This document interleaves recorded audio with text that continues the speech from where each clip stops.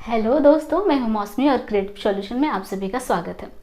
आज हम एनसीईआरटी का जो बुक स्टार्ट किया है हमने क्लास 9 का केमिस्ट्री का सेकंड चैप्टर, जिसका हेडिंग है क्या हमारे आसपास के पदार्थ शुद्ध हैं। तो इसमें हम लोग देख रहे थे कि पदार्थों का पृथक्करण कैसे कर सकते हैं। उसी टॉपिक को आगे हम लोग बढ़ाएंगे। अगर आपने पिछले क्लास को नहीं देखा है तो प्लेलिस्ट पर जाकर आप देख सकते हैं।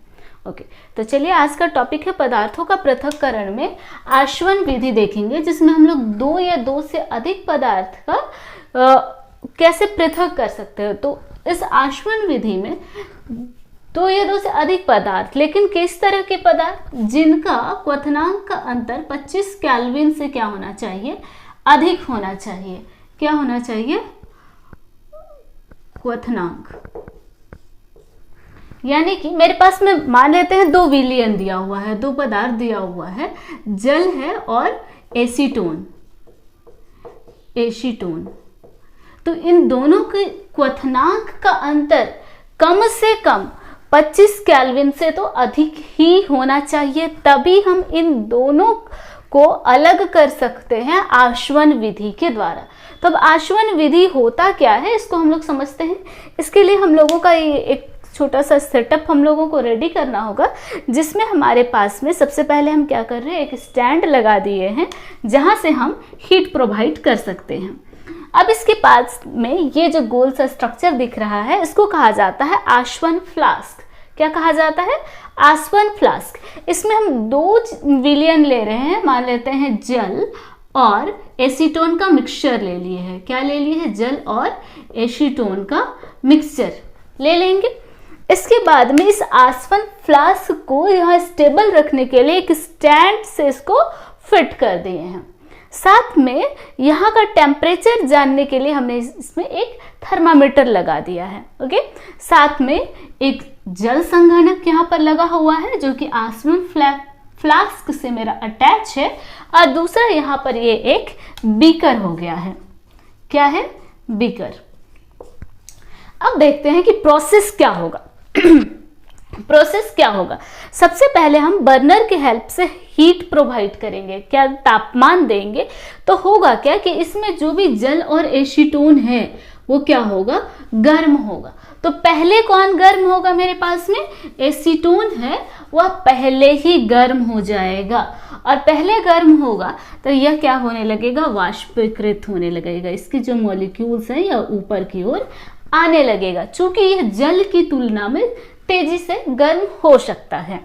ओके, होने के बाद में यह क्या होगा कि यहाँ पर देख रहे हैं एक पाइप मिल रहा है, एक पाथ मिल रहा है, रास्ता मिल रहा है, उसको ऊपर से हम लोगों ने बंद कर दिया है कोर्क से। तो यहाँ पर यह आएगा वाष्प, और यह हमारा जल संघनक लगा हुआ है। क्या लगा हुआ है? जल संघनक। तो इस जल संघनक में इस एसीटोन को यह ठंडा कर देगा, टेम्परेचर कम कर देगा, तो यह वापस से लिक्विड स्टेट में चेंज हो जाएगा। किस स्टेट में? लिक्विड। क्योंकि यह गैस में था तो गैस से अब वापस यह द्रव में चेंज हो जाएगा। तो द्रव में चेंज होने के बाद में इस बीकर में यह जो एसीटोन है यह यहाँ जमा हो जाएगा। तो यह प्रक्रिया चलता रहेगा।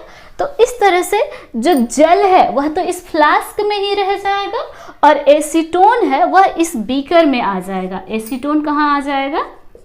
एसीटोन इस बीकर में आकर जमा हो जाता है। तो इस तरीके से हमारे पास में जल और एसीटोन का हम पृथक्करण कर सकते हैं। एक बार फिर से देखते हैं कि सबसे पहले इसको जब हम गर्म करना शुरू करेंगे तो जल और एसीटोन में एसीटोन पहले गर्म हो जाएगा, और गर्म होने की वजह से यह वाष्पित होगा, और वाष्पित होने के बाद में जल संघनक की मदद से इस एसीटोन को हम लोग द्रव अवस्था में ले आएंगे, और फिर इसे एक अलग बर्तन, अलग बीकर में जमा कर लेंगे। तो इस तरह से हम जल और एसीटोन, इस दोनों के मिक्सचर को, मिश्रण को हम लोग पृथक कर सकते हैं। तो यही विधि क्या कहलाता है? आश्वन विधि। इस विधि में सबसे इंपॉर्टेंट चीज होना चाहिए कि ये जो मिक्सचर हम लेंगे उस मिक्सचर के क्वथनांक का अंतर कम से कम 25 केल्विन या 25 केल्विन से अधिक होना चाहिए। कम नहीं होगा, क्योंकि कम होगा तो फिर दोनों एक साथ गर्म हो जाएगा और दोनों एक साथ ऊपर वेपराइज हो जाएगा और दोनों एक साथ बीकर में आ जाए, तो उससे तो हम लोग पृथक नहीं कर सकते हैं। तो कम से कम इनका जो क्वथनांक का अंतर है कितना होना चाहिए, 25 केल्विन से अधिक होना चाहिए। ओके, ये हो गया। इसी तरीके से एक और विधि होता है जो कि प्रभाजी आसवन। प्रभाजी आसवन, आसवन विधि और प्रभाजी आसवन में बहुत ज्यादा का डिफरेंस नहीं होगा। बस अब हम क्या करेंगे कि प्रभाजी आसवन में वैसे मिक्सचर का हम लोग मिश्रण का पृथक करेंगे जिसका क्वथनांक 25 केल्विन से क्या हो, कम हो। अगर 25 केल्विन से अधिक होता था तब हम लोग क्या करते थे, आसवन विधि के द्वारा मिश्रण के अवयवों को पृथक करते थे। लेकिन अगर 25 केल्विन से कम हो तो हम लोग कौन से विधि का प्रयोग करेंगे, प्रभाजी आसवन। स्ट्रक्चर भी बिल्कुल, मेरा सेटअप बिल्कुल सेम इसी तरीके से रहेगा। बस यहाँ पर हमको क्या करना है, कुछ कांच के टुकड़े इस तरीके से लगा लेना होता है, ठीक है। तो इस विधि का प्रयोग पूछा जाता है कि प्रभाजी आसवन विधि का प्रयोग हम लोग कब करते हैं। तो पेट्रोलियम जो होता है, पेट्रोलियम में बहुत सारे अवयव होते हैं जिससे आपको पेट्रोल मिलता है, कोक मिलता है, कोलतार मिलता है, तो उसको आप किससे पृथक करेंगे, प्रभाजी आसवन। उसी तरीके से वायु, वायु में कौन कौन से घटक है, ऑक्सीजन है, नाइट्रोजन है, आर्गन, नियन, कार्बन डाइऑक्साइड, इस तरह के बहुत सारे गैसेस का मिक्सचर ही क्या है, वायु है। तो वायु से भी अलग अलग घटकों को पृथक करने के लिए हम लोग प्रभाजी आसवन विधि का प्रयोग करते हैं। तो ये हो गया। नेक्स्ट, अब हम लोगों का नेक्स्ट टॉपिक जो हम लोगों को पढ़ना है कि स्याही में भी कई तरह के रंग हो सकते हैं। जो हम लोगों को स्याही दिखता है, मान लेते हैं काले रंग का स्याही, तो कोई जरूरी तो नहीं है कि उसमें केवल और केवल काला ही रंग हो। तो उसके अवयव को अब हम लोग कैसे पृथक करेंगे वो हम लोगों को देखना है। अब हमारा जो नेक्स्ट टॉपिक है वो है स्याही। स्याही में क्या एक ही तरह के रंग होते हैं, यानी कि स्याही अर्थात कि डाई। मान लेते हैं ये हमारे पास में स्याही दिया हुआ है, तो स्याही में जो रंग होता है, रंग क्या एक ही प्रकार का होता है? तो इसका आंसर क्या होगा, नहीं, एक ही तरह का नहीं हो सकता है। मान लेते हैं कोई एक दिखने के लिए काला रंग का कोई एक स्याही दे दिए, मान लेते हैं काली स्याही ये है, लेकिन हो सकता है कि इसमें दो रंग मिला हो। मान लेते हैं कि लाल दिया हुआ है, मान ले रहे हैं, और पीला दिया हुआ है, दो रंग हो गया, या इससे अधिक भी हो सकता है। यानी कि मेरे पास में जो भी स्याही दिया हुआ है, इस स्याही में दो रंग हो सकता है या फिर दो से अधिक रंग का मिक्सचर हो सकता है। तो इस स्याही में से जो अलग अलग रंग हैं, अलग अलग तरह के घटक हैं रंगों का, उसका पृथक्करण कैसे करेंगे, उसका पृथक्करण कैसे करेंगे हम लोगों को ये देखना है। तो स्याही के अलग अलग घटकों को, रंगों को पृथक्करण करने का जो विधि होता है उसको कहा जाता है क्रोमेटोग्राफी। क्रोमेटोग्राफी, इंग्लिश में भी यही बोलते हैं, क्रोमेटोग्राफी।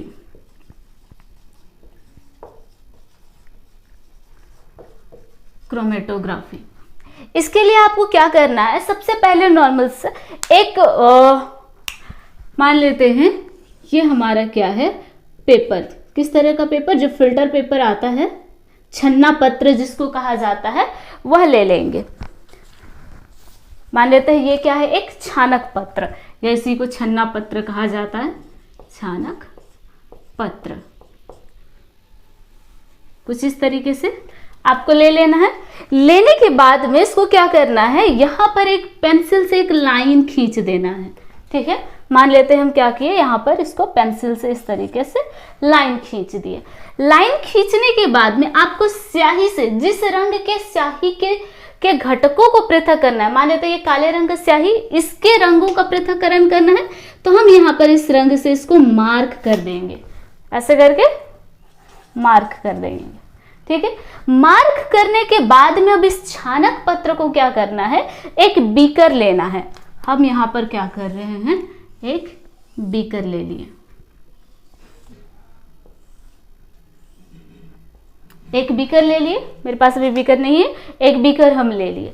अब इस बीकर में क्या करेंगे, जल भर देंगे, इस बीकर में क्या किए हैं, जल भर दिए हैं। और जल भरने के बाद क्या करना है, इसको डीप कर देना, उसमें डाल देना है इस तरीके से। जिस तरीके से आप बिस्किट को चाय में डुबोते हैं ना, उसी तरीके से इसको उसमें डुबो देना है, पानी में ऐसे करके डुबो देना है। इस छानक पत्र को उठा के हम यहाँ पर ऐसे ले आए। ये इसका मान लेते हैं, ये स्याही जो हम पेंसिल से इस तरीके से मार्क किए थे ये हो गया, और जो स्याही से हम मार्क किए हुए थे, स्याही इसमें लगाए हुए थे, वो स्याही ये हो गया। ये मेरा क्या है, छानक पत्र। छानक पत्र। अब देखिए होगा क्या, कुछ देर के लिए इसको ऐसे ही छोड़ दीजिए। तो इसमें जो रंग जल में जितना अधिक घुलनशील होगा, जो रंग जल में जितना अधिक घुलनशील होगा, घुलनशील, जो रंग जल में जितना अधिक घुलेगा, मतलब जो जितनी स्पीड से घुलेगा, वह जो है उतनी ही जल्दी ऊपर की ओर चला जाएगा। मान लेते हैं 2 रंग लिए हम, लाल और पीला ले लिए हैं, तो इसमें हमको मालूम नहीं कि अभी रंग कौन कौन सा, क्योंकि हमको तो वही जानने के लिए प्रैक्टिकल करना है। अगर जल में लाल रंग अधिक घुलनशील है विथ रेस्पेक्ट टू पीला, पीला रंग की तुलना में लाल अगर जल्दी से घुल जाता है, तो क्या होगा, यह रंग पहले ऊपर की ओर चढ़ेगा पानी में, यह पहले ऊपर की ओर चढ़ेगा। उसके बाद इससे जो कम घुलनशील है वह क्या होगा, इसके बाद ऊपर आएगा। और उसके बाद अगर इसमें और भी रंग है तो उससे भी कम घुलनशील है, वो इसके बाद आएगा। तो अलग अलग रंग अलग अलग समय में घुलेगा। तो अलग अलग रंगों का इस तरीके से हम लोग पृथक्करण कर सकते हैं। जैसे कि एक ट्रैक दिया हुआ है, ठीक है, एथलीट जब रनिंग करते हैं तो जिसका स्पीड सबसे अधिक होता है वो क्या कर रहा है, सबसे आगे भाग जाता है। उसके बाद उससे कम जिसके पास स्टेमिना और एनर्जी है वो उससे पीछे रह जाता है, फिर पीछे, इस तरीके से एक ऑर्डर बनता है। यहाँ पर भी वही होगा कि छानक पत्र में यहाँ जो जल दिया हुआ है उसमें जो रंग जितना अधिक जल में घुलनशील होगा वो उतना ही पहले ऊपर आएगा, उसके बाद उससे के बाद वाला रंग, फिर उसके बाद इस तरीके से। तो स्याही में यहाँ पर कोई जरूरी नहीं कि हम यहाँ एक एग्जांपल लिए थे लाल और पीला, तो स्याही में 2 या 2 से अधिक जो भी रंग होंगे उनका पृथक्करण हम इस विधि के द्वारा कर सकते हैं। और इस विधि का नाम क्या है, क्रोमेटोग्राफी। क्या नाम है, क्रोमेटोग्राफी। अगर आपको पूछा जाए कि स्याही में जो विभिन्न रंग होते हैं उनका पृथक्करण आप कैसे करेंगे, क्रोमेटोग्राफी। ओके, यहां तक कोई डाउट? नो। नेक्स्ट अब हम लोगों को जो टॉपिक पढ़ना है वह है अशुद्ध कोई ठोस पदार्थ दिया हुआ है। कोई भी एक पदार्थ है वह क्या है, अशुद्ध है, और वह किस स्थिति में है, ठोस, द्रव या गैस, तो कहा जाएगा कि ठोस स्थिति में है। तो उससे हम लोग कैसे शुद्ध पदार्थ प्राप्त कर सकते हैं।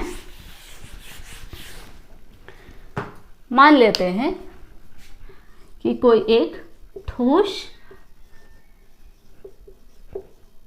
अशुद्ध पदार्थ है, ठीक है। कोई एक ठोस अशुद्ध पदार्थ से हम लोग क्या करेंगे, शुद्ध पदार्थ प्राप्त करेंगे। शुद्ध पदार्थ हम लोगों को प्राप्त करना है, तो यह कैसे प्राप्त करेंगे, ठीक है। मान लेते हैं कि मेरे पास में क्या दिया हुआ है, कॉपर सल्फेट, ठोस है यह, और साथ ही साथ क्या है, अशुद्ध है। अशुद्ध कहने का मतलब इसमें कई सारे अवांछित कण मिले हुए हैं, अशुद्धियां मिली हुई है।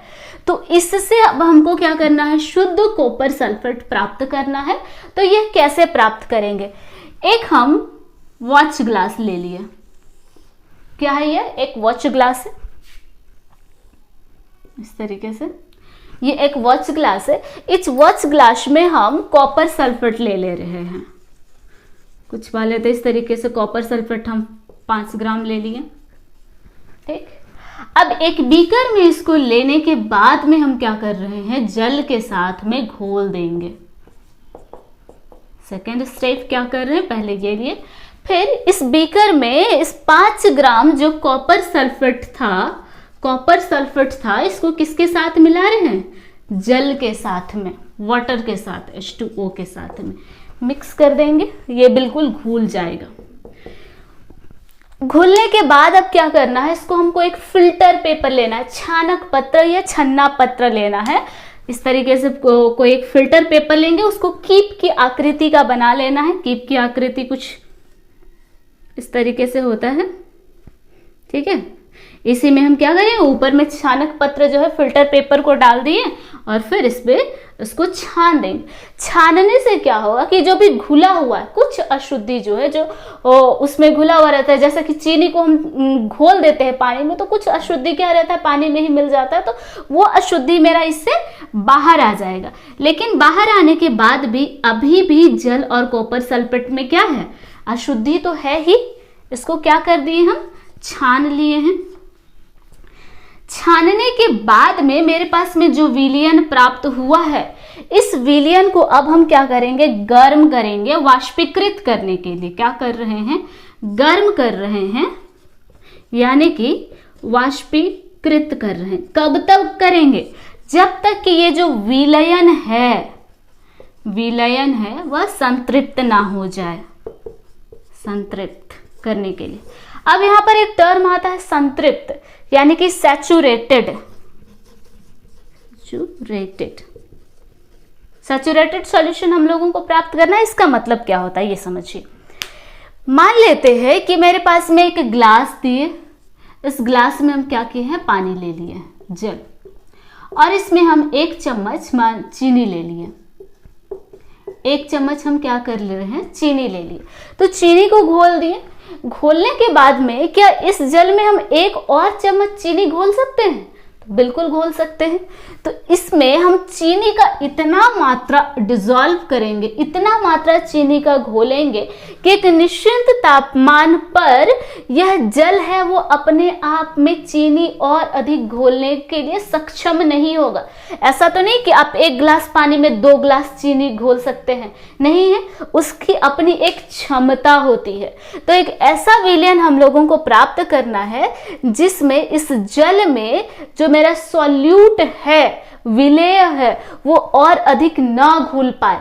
मतलब कि वो जल में चीनी हम 1-1 चम्मच करके डालते गए, घुलते जा रहे, एक समय ऐसा आएगा कि उसमें और चीनी डालेंगे तो वह नीचे जम जाएगा और नहीं घोल पाएगा। तो उस अवस्था को हम लोग कहते हैं संतृप्त। क्या कहेंगे, संतृप्त, यानी कि सैचुरेटेड। तो हम लोगों को जब वाष्पीकृत करेंगे, कुछ देर के लिए गर्म करेंगे, तो यह विलयन क्या हो जाएगा, संतृप्त हो जाएगा। यानी कि जो बीकर में हमारे पास में जो विलयन था, वह विलयन नीचे की ओर में क्रिस्टल की तरह बनने लगेगा। इस तरीके से छोटे छोटे कण होंगे, या उसमें और अधिक कॉपर सल्फेट जो है वो घुल नहीं सकता है उस विलयन में। जैसे ही ये अवस्था मिल जाएगा, संतृप्त वाली अवस्था हम लोगों को मिल जाएगी, हम लोगों को फिर गर्म नहीं करना है, छोड़ देना है। फिर इसको कमरे के तापमान पर हम क्या करेंगे, ठंडा होने के लिए छोड़ देंगे। ठंडा होने के लिए कमरे के तापमान पर, नॉर्मल टेम्परेचर में बस हमको इसको छोड़ देना है। छोड़ देंगे तो क्या होगा कि ये इस तरीके से छोटे छोटे, नीचे में देख रहे हैं, क्रिस्टल बनने लगेगा। ठीक है, क्रिस्टल बनने लगेगा इस ऐसे। तो ये जो क्रिस्टल बनेगा मेरा, इस तरीके से छोटा छोटा जो क्रिस्टल बन रहा है, ठीक है, कण की तरीके से, इसी को कहा जाएगा, ये शुद्ध कॉपर सल्फेट प्राप्त हो जाएगा। ये जो कॉपर सल्फेट होगा, यह कॉपर सल्फेट ही प्राप्त होगा, लेकिन यह पूरी तरीके से शुद्ध कॉपर सल्फेट होगा। चलिए इस प्रोसेस को फिर से हम लोग एक बार समझते हैं। सबसे पहले हम लोगों ने क्या लिया है, अशुद्ध कॉपर सल्फेट। ठीक है, इसे हम एक वॉच ग्लास में 5 ग्राम अशुद्ध कॉपर सल्फेट ले लिए हैं और फिर इसको जल के साथ में मिला दिए, घोल दिए हैं। घोलने के बाद में इसको हम क्या कर रहे हैं, छान ले रहे हैं। छानने से कुछ अशुद्धि तो यहीं पर छन्ना पत्र में ही रह जाएगा, लेकिन फिर भी अभी भी इस विलयन में अशुद्धि है। तो इस अशुद्धि को हम लोग क्या करेंगे, हटाने के लिए फिर से इसको वाष्पीकृत कर रहे हैं, जब तक यह विलयन संतृप्त नहीं हो जाता। और जैसे ही संतृप्त हो जाएगा, उसमें क्रिस्टल बनने लगेंगे। क्या होगा, क्रिस्टल। क्रिस्टल बनने लगेगा हम लोग इसको गर्म करना छोड़ देंगे और कमरे के तापमान पर इसको ठंडा होने के लिए छोड़ देंगे तो ये क्या होगा, जो क्रिस्टल बन रहा था वो धीरे धीरे इस तरीके से क्रिस्टल बनकर रेडी हो जाएगा और यही जो क्रिस्टल होगा वह क्या होगा, शुद्ध कॉपर सल्फेट होगा। तो इस तरीके से हम लोग अशुद्ध कॉपर सल्फेट से शुद्ध कॉपर, अशुद्ध कॉपर सल्फेट से शुद्ध कॉपर सल्फेट प्राप्त कर सकते हैं। मान लेते हैं ये अशुद्ध पदार्थ में हम लोगों ने अशुद्ध कॉपर सल्फेट लिया था, अब क्या होगा, शुद्ध कॉपर सल्फेट प्राप्त हो जाएगा। और इस विधि को क्या कहा जाता है, क्रिस्टलीकरण। इस विधि को क्या कहा जाएगा, क्रिस्टलीकरण।